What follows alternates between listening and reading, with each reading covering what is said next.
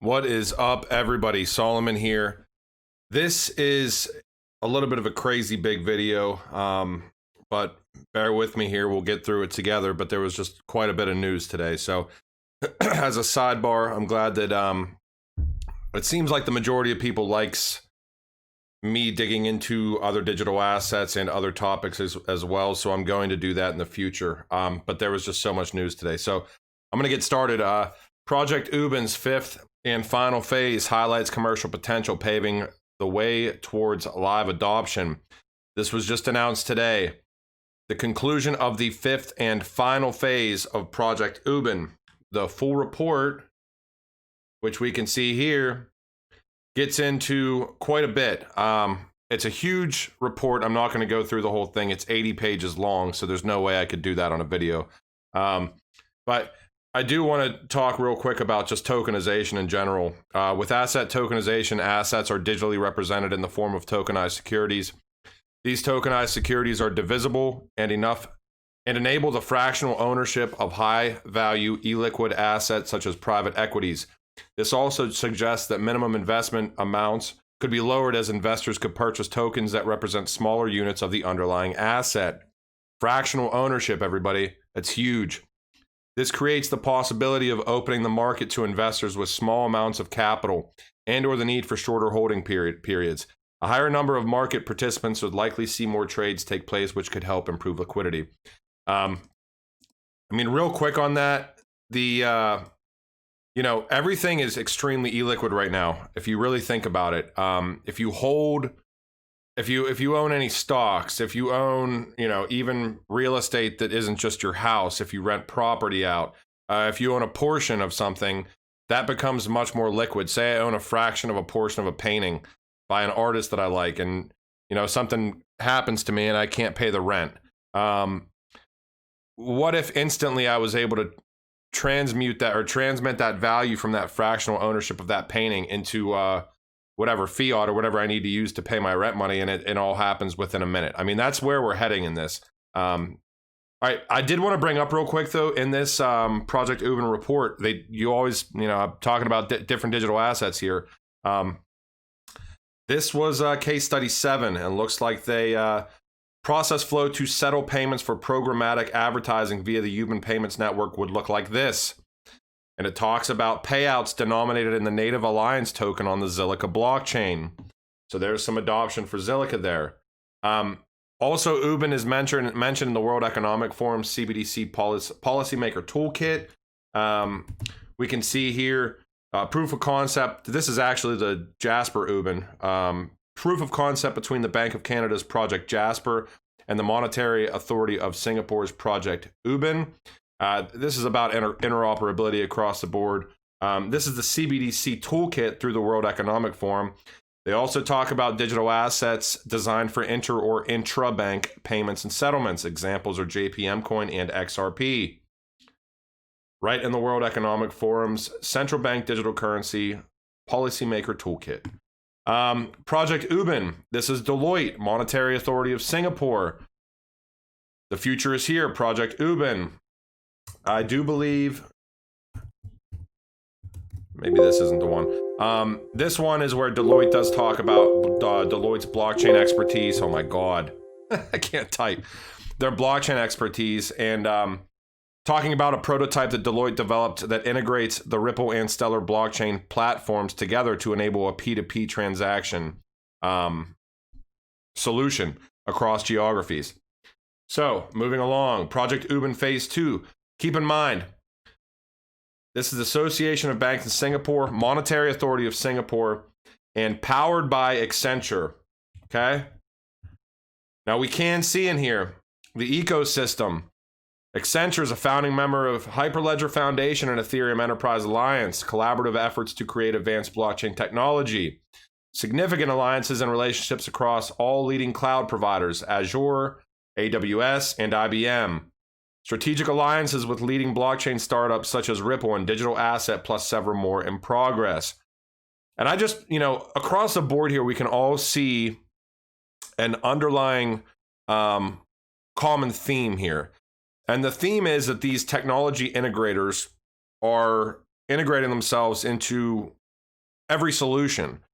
Hyperledger, R3, the cloud-based platforms, Azure, AWS, IBM. Ripple has done the same thing. So they're trying to uniquely position themselves to succeed, but it's not even just to succeed, though.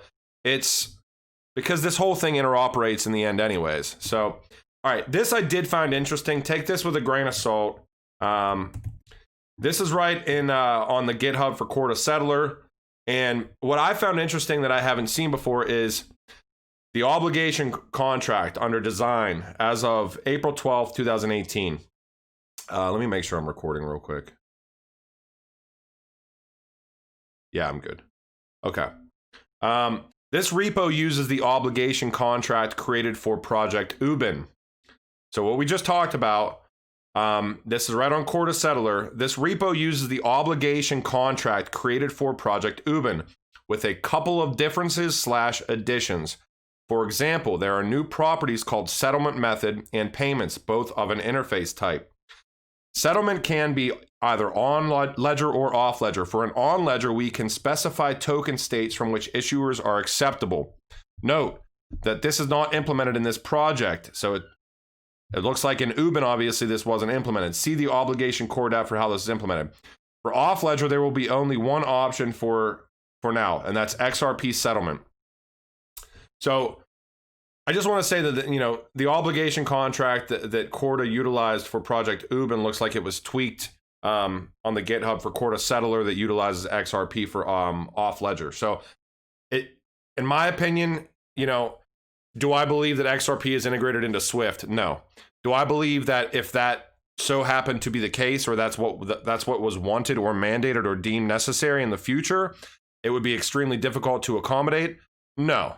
So I'm just trying to provide a little bit of reality for you guys. Take that with a grain of salt, but, you know, I don't think it's too hard to tweak something that's already in place, is what I'm saying. So this is Accenture enabling cross-border high-value transactions using distributed ledger. This is Jasper Ubin. So this is the Bank of Canada and Monetary Authority of Singapore, powered by Accenture and JP Morgan.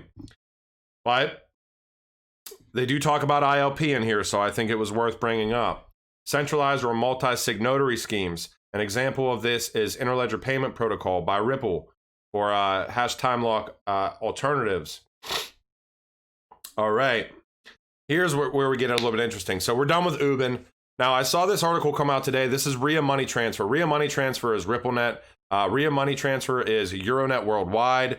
And pay attention to the phrasing in some of this. So I did find something interesting with Bitso, though. So this is today. Ria Money Transfer furthers its expansion in Mexico by teaming up with OXXO. Customers will now benefit from quick and safe cash pickup services at any of OXXO's 19,000 stores in Mexico. 402,000 locations, that's Ria, in more than 150 countries. At any OXXO location, customers will be able to receive up to 100 USD per transaction and withdraw in cash up to 2,500. Now, what I found interesting about Ria, who is RippleNet, partnering with OXXO, is I happened to go to Bitso today, and if you're not aware, Bitso is the ODL corridor, US to Mexico, that is, RippleNet that utilizes XRP. So if you go to Bitso, though,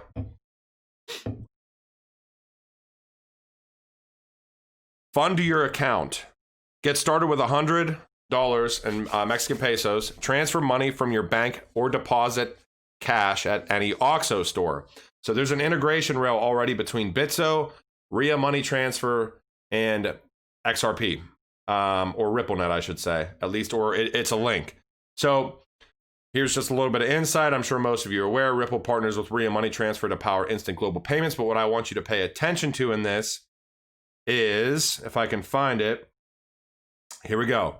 Additionally, through Euronet's state-of-the-art digital integrated payments cloud, RippleNet customers will gain new access to Ria's global fintech ecosystem, enabling cross-border payment both ways.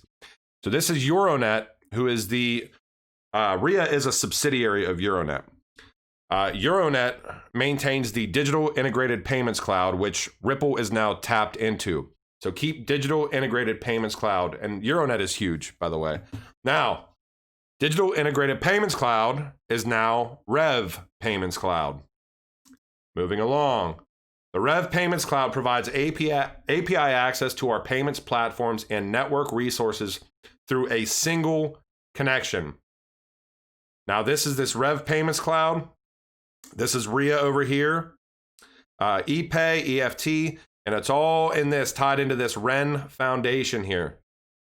I may be doing a little bit more digging into the Ren Foundation here. Now, we go down into here, and I do believe that I think that I have something about, okay, their Q4 earnings call. It talks about the rebrand, and where is it at? There was another, Euronet Worldwide partners with Standard Chartered to offer new cloud-based dynamic currency. Here we go. The fourth example, this is from their earnings call, and I believe this was Stuart XRP or Ant1 that found this initially. I gave them credit back. This had to have been probably a year ago when I posted this. The fourth example was Ripple. We signed an agreement with Ripple that gives Ripple access to Ria's global physical and digital footprint, while also allowing Ria's customers to connect and transact with Ripple's network, which includes more than 200 financial institutions worldwide. And I think they said they signed up with Ripple in about 3 weeks. All right.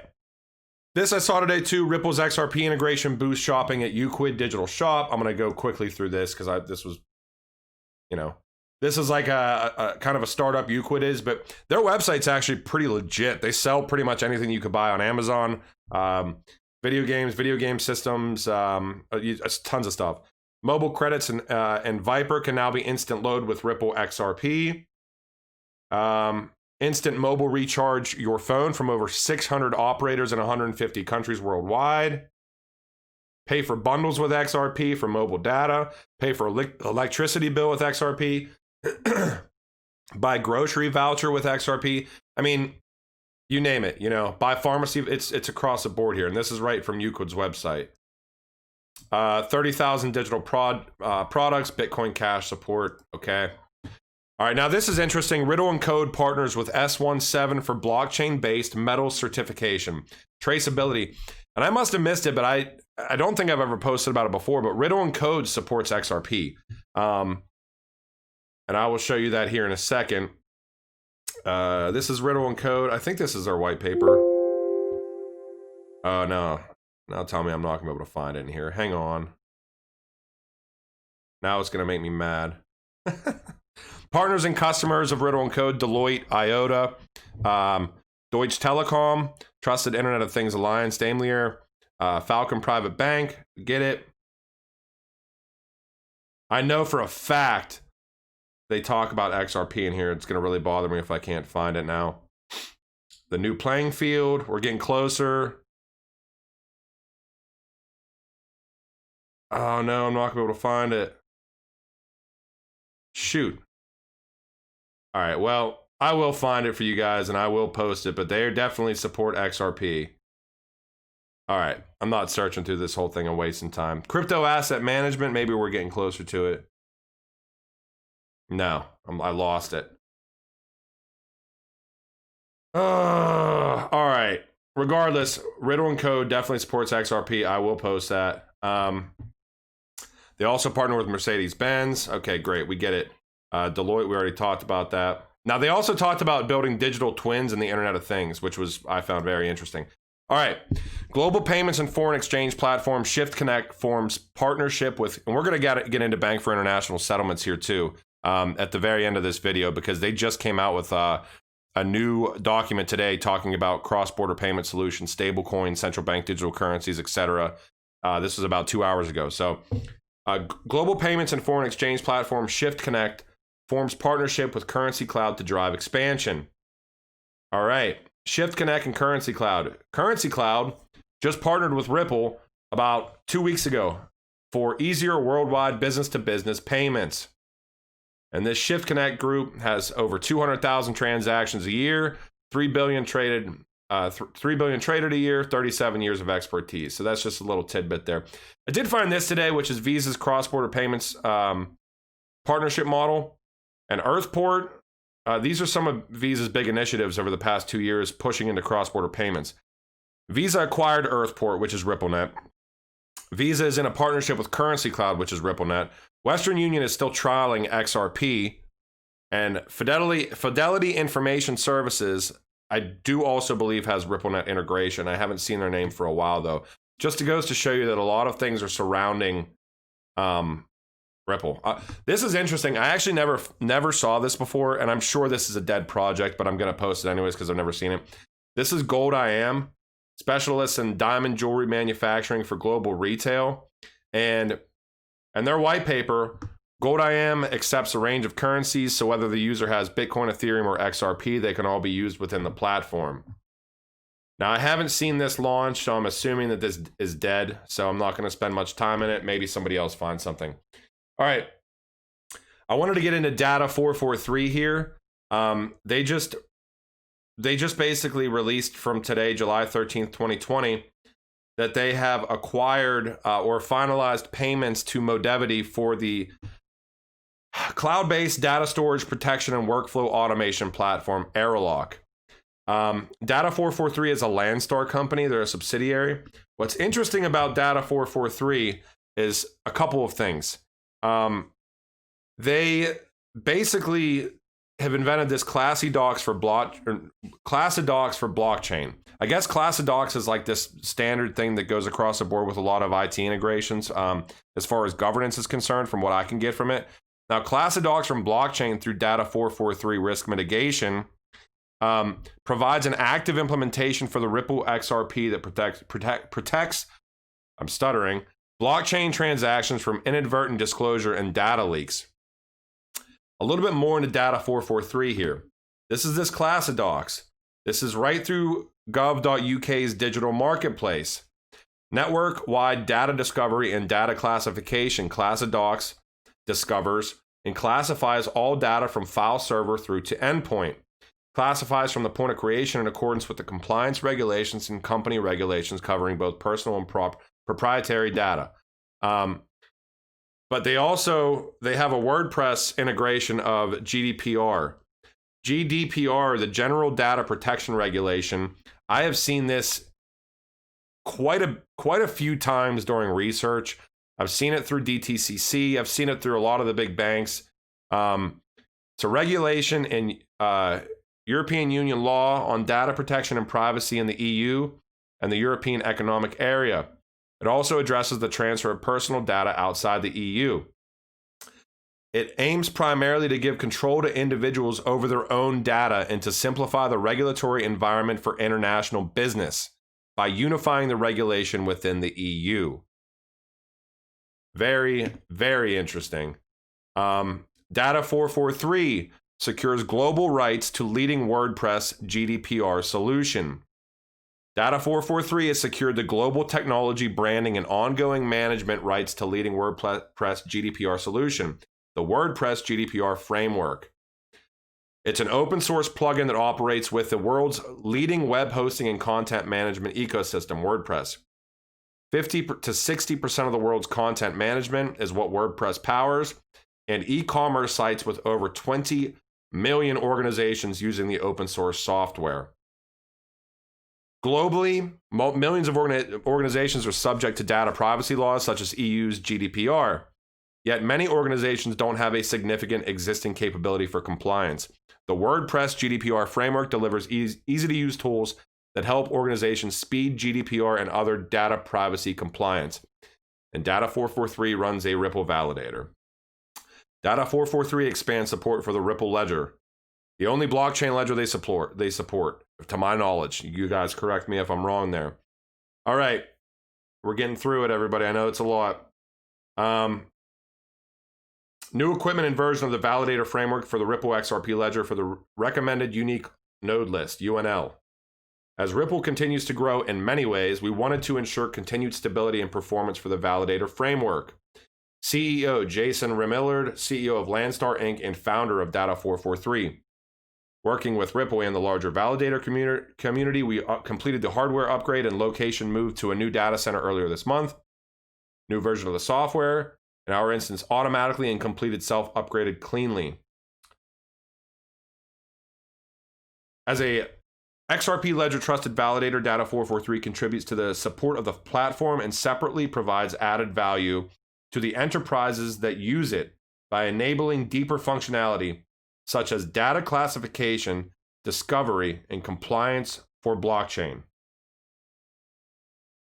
This is like crazy stuff, though. I mean, I honestly have tried looking a little bit deeper into Data 443 here, and it's like there's just not. They're obviously integrated for GDPR, and I'm pretty sure that's pretty big.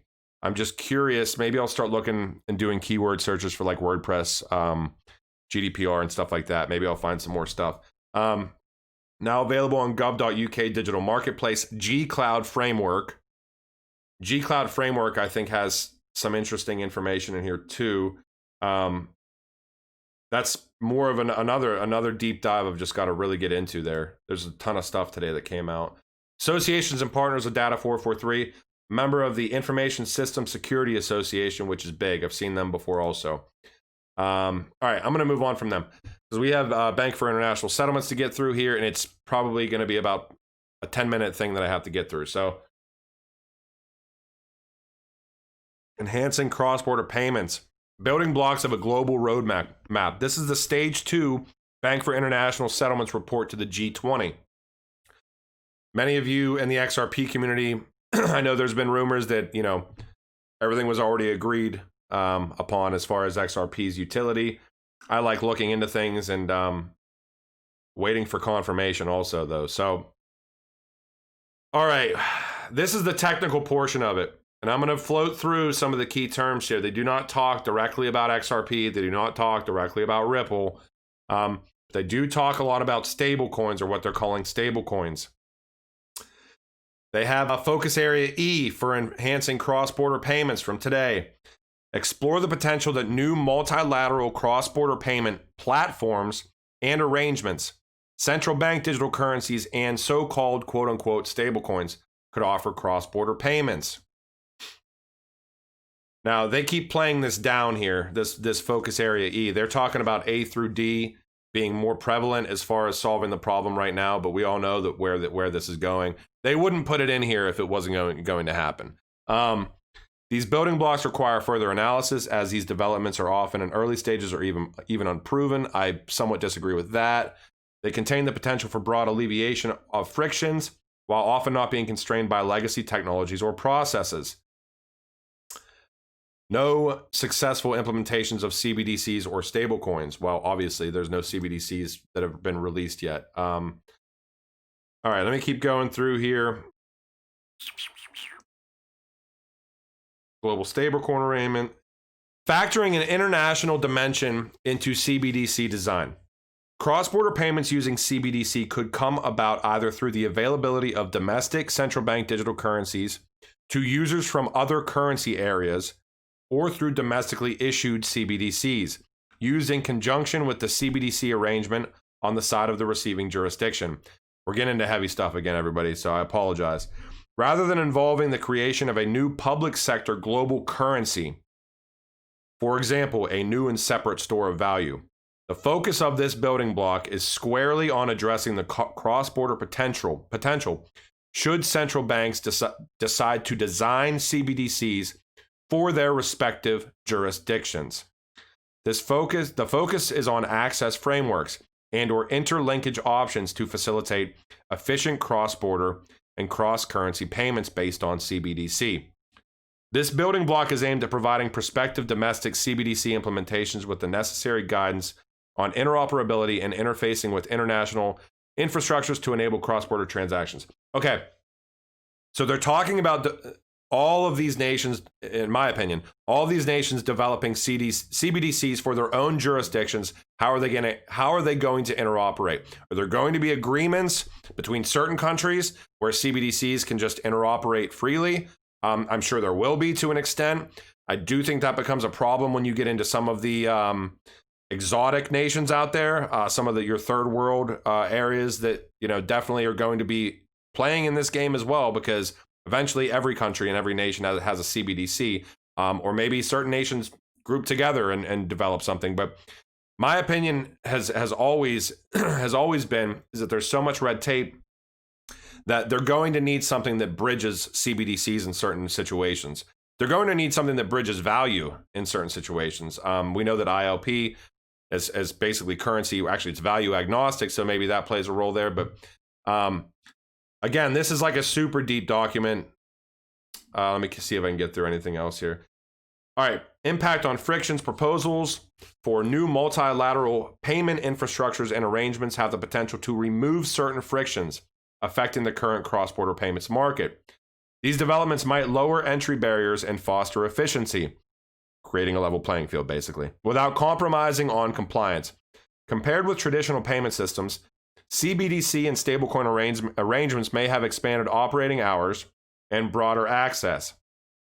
First off, that's nonsense. Expanded operating hours, this is all going to 24/7, 365. We all know that.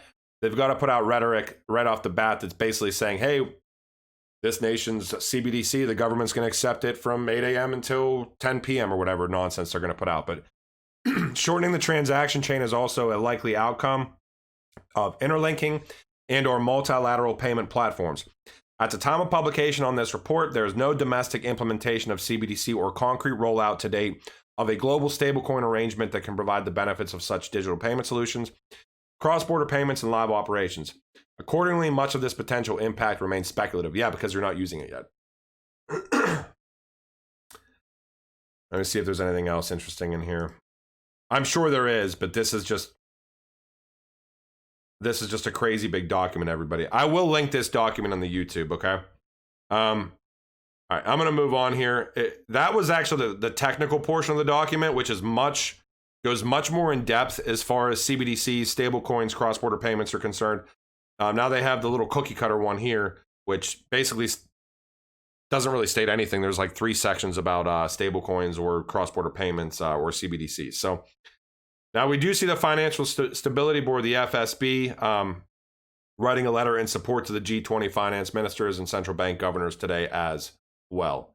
So there has been a ton of news today. I'm going to link the technical portion and the main portion of the Bank for International Settlements documents on the YouTube video. I am going to probably end up doing a little bit more digging on Data 443 here for the GDPR compliance, because I think that there's really something there. We see Accenture, we see Project Ubin today, just more and more adoption as far as what's going on with blockchain and distributed ledger technology. And yeah, it was just a crazy day for news. So I hope you guys enjoyed this video. And I plan on hopefully finding more stuff tomorrow for you all. So you guys have a good one. Later.